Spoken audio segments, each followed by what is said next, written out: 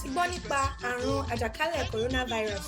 Ṣùgbọ́n kí ni ṣíṣe nígbà tí ènìyàn bá kó àrùn coronavirus?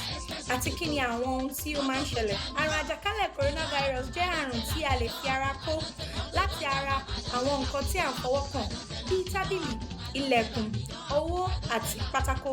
Ó yára láti kó láti ara omi ikọ́, sísín àbí fífi ọwọ́ kan ènìyàn tí ó bá ní àìsàn náà tí a wá fi ọwọ́ náà sí ojú, ẹnu àbí imú wa. Àwọn àmì àìsàn coronavirus jẹ́ ibà, ikọ́ ẹ̀gbẹ àti nínira láti mí.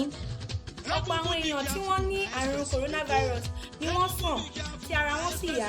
Ṣùgbọ́n àrùn náà ó máa ń yára pa arúgbó àti àwọn tí wọ́n bá ti ní àìsàn mìíràn tẹ́lẹ̀. Àrùn àjàkálẹ̀ coronavirus ní agbára, ó sì burú ju ikọ́ lásán àti òtútù lọ.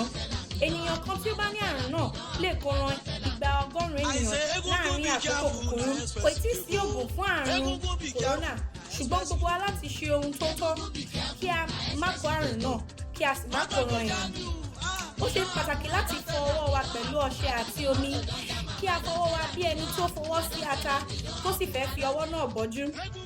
Lọ́wọ́ yìí, kí a ṣọ́ra fún àwùjọ èrò púpọ̀, kí a jìnnà sí àwọn èèyàn, kí a má bọ̀wọ́, kí a dẹ̀ má dìmọ́ ẹnikẹ́ni, kí a gbìyànjú láti dúró sílé títí tí àwọn onímọ̀ ìjìnlẹ̀ yóò wá oògùn fún àrùn náà.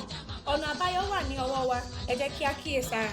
Tí a bá rí ẹnikẹ́ni tí ó ní àwọn àmì àìsàn yìí bíi ibà, ikọ́ ẹ̀gbẹ àti ìnira láti mí, kí a pe àwọn nọ́mbà yìí.